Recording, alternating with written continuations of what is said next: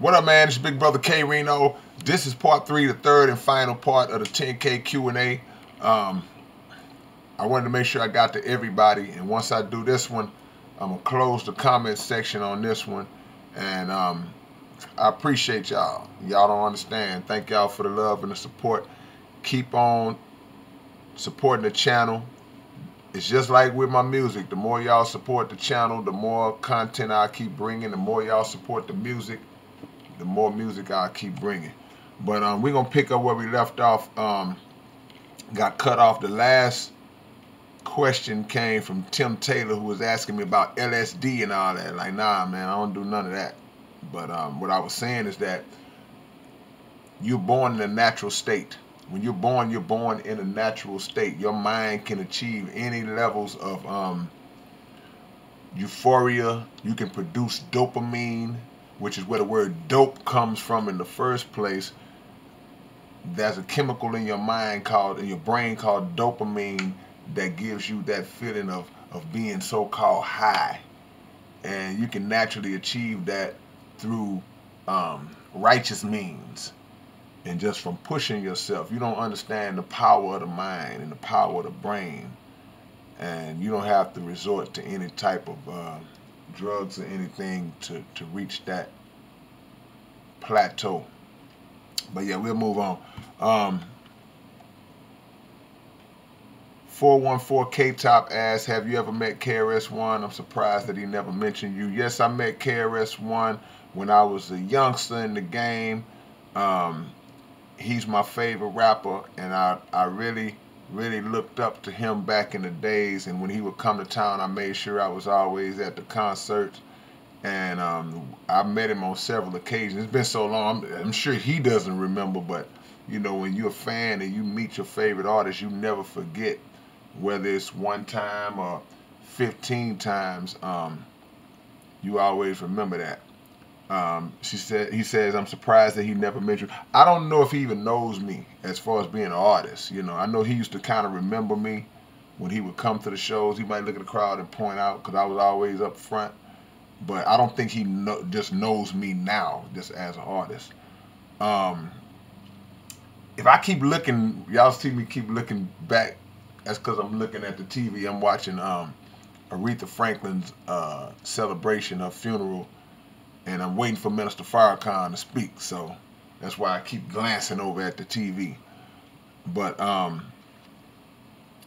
Pyrific One asks, why has your music never been chopped and screwed by OG Ron C and the Chop Stars of Michael Watts? Shout out to Ron C, that's my brother. Number love to you. That's my homie, Ron C. And, you know, shout out respect to Watts, you know. Big brother Michael Watts. I mean, I don't know. I don't know. I'm not sure. You probably have to ask one of those guys. But it's all love either way. KNC, TBE. Thank you, family. And KNC also asked, would you like to do a song with Immortal Technique? Yeah, man. You know, it's going down one of these days. Shout out to Immortal Technique, man. I mean, a lot of rappers talk it, but you never see him walking it. The things that this man raps about, he lives it. It's in his blood. It's in his DNA. And he got his boots on the ground at all times, man. And I've seen it. So shout out to Immortal Technique. Yeah, we'll end up doing a track one day. Callum Talbot,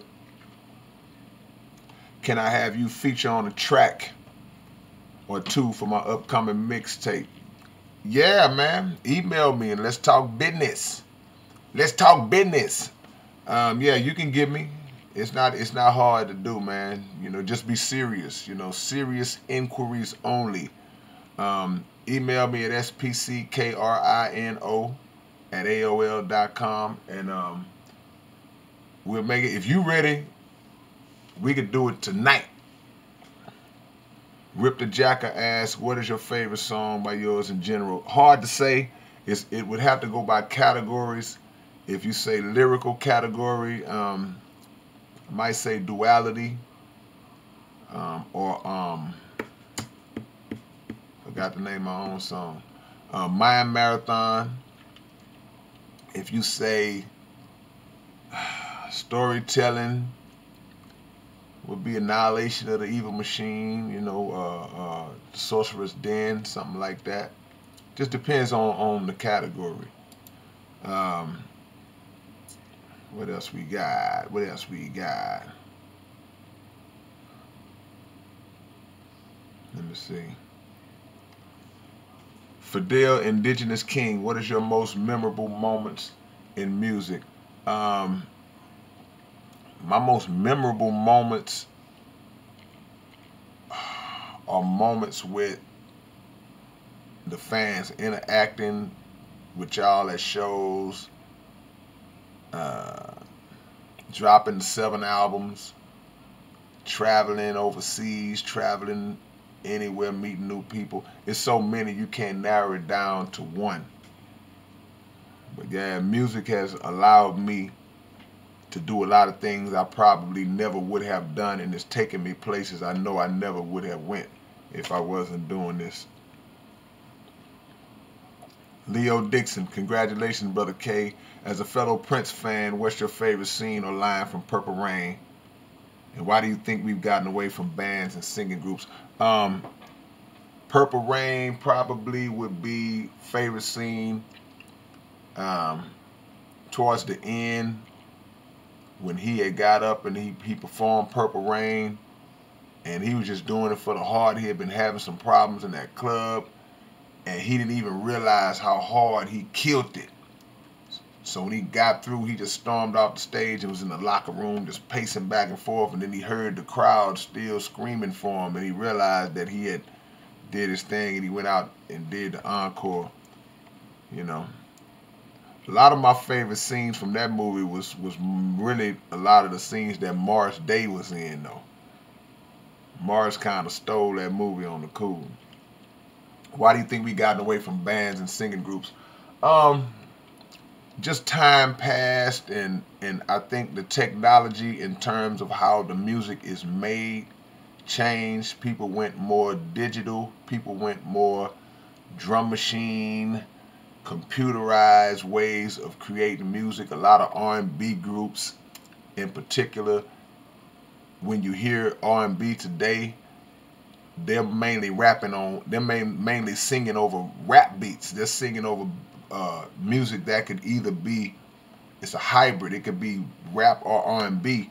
So you don't get a lot of instrumentation like you did back when it was Earth, Wind and Fire, OJ's, Al Green, Isley Brothers. You just don't see that too often. There's still a few bands out there. A lot of guys will take bands on the road. Still got groups like Mint Condition and all those guys who live and die by the live band and the live instruments. But I'm like you. I want to see it be like it was back in the old days. J. Cass, who are your top 5 MCs of all time? Who is your favorite Houston Rocket of all time after Akeem? Do you think Ralph Sampson would have been a top 10 center if he didn't get injured? Yeah, Jay Sampson. Ralph was one of my favorite players, man, when he first came in. Ralph had a knee injury that would have definitely, if that wouldn't have happened, he'd have been up there with, when they mentioned the great centers, his name would come up a lot because he was ahead of his time. Ralph could snatch the rebound and dribble coast to coast like a guard. Some of the things you see a lot of the big guys doing now, Ralph was doing that in '83. He still made it to the Hall of Fame, though, so, you know. Favorite Rocket after King? That's tough, man. I don't know. Because they didn't stay. Nobody stayed as long as Akeem. Nobody stayed as long as Akeem. Everybody was either here for a few years. Even when we won the championships, Sam and Robert Ory and Ellie, those guys were only here for a minute. Clyde was only here for a minute. Clyde or Moses Malone or Murphy or somebody like that. Top 5 MCs, I mentioned that in part 2. Sarah Clark asks, do you know about the neuro-electromagnetic frequency weapons the government uses? Hijack hijacks the neurons of the brain. Also, microwave effect beams voices into the auditory cortex, makes people think they're insane. Yeah, yeah. They do it in a lot of forms. They have waves that they use that I've heard that they use to impose that type of mind control and hit people with those frequencies. Of course, chips. They use chips to do things of that nature. All of that is incorporated in aspects of MK Ultra. So yeah, definitely, man. I've been hearing a lot about these frequencies that they're using to kind of control people, and people are just walking around minding their own business, and you can be targeted. So it is what it is, man. See what this hit me on Facebook.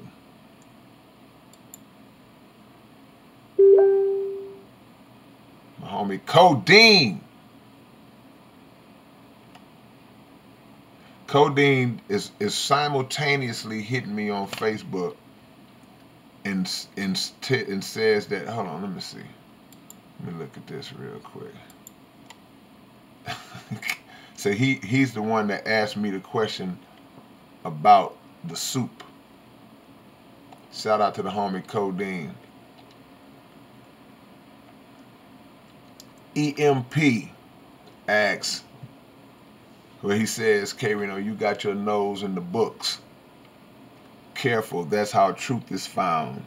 And real reality, wake up, gets written. Okay, if you read this, I'd like to pick your mind, please. 82 92 E97. No crazy fan, man. I'm kind of slow. I don't really know what this means, but I appreciate the love, man. Your music helps me get through dealing with confused tools. Appreciate the love, man. Thank you, bro. Explain them numbers to me, man. I'm kind of slow today. All right. John 3:16. Is Jesus Christ the living Son of God, or is Satan, aka Allah? Listen, man, let me tell you something. For you to try to equate Satan with Allah, who Muslims call God, to make them equal, it tells me that you haven't done any research, or you just trolling, or you may really believe what has been written, the falsehoods that have been written. Allah and Satan are polar opposites on the spectrum.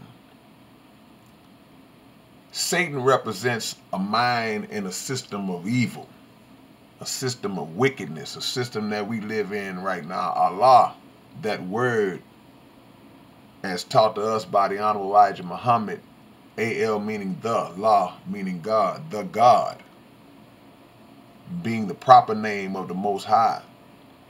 It's an Arabic name. And for you to try to equate what we know to be righteousness with something that's evil, I got to question you, Mr. John in 3:16. Is Jesus Christ the living Son of God? Was Jesus Christ his name? See, now we're gonna get into that. We believe that we are just as much sons of God as any man or any prophet. When the man that we call Jesus was asked how he was asked by his disciples, how should we pray? He said, pray in this wise. He said, our Father, not just his Father. So yeah, Jesus is a son of God, but so are you if you live by those principles. But if you're equating Satan with God, you out of there. Research and learn before you come at me with this crap, man. Sinner the Horseman. Been rocking with me a long time, man. What's up with you, K? Can't wait for the 4 albums to drop. Yeah, me too.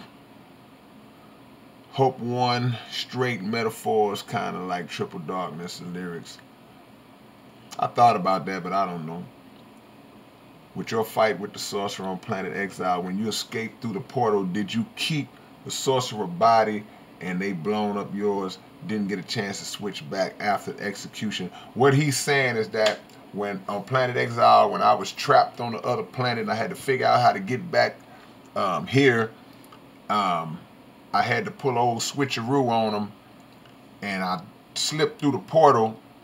But at that particular time, I was encased in the body of the sorcerer.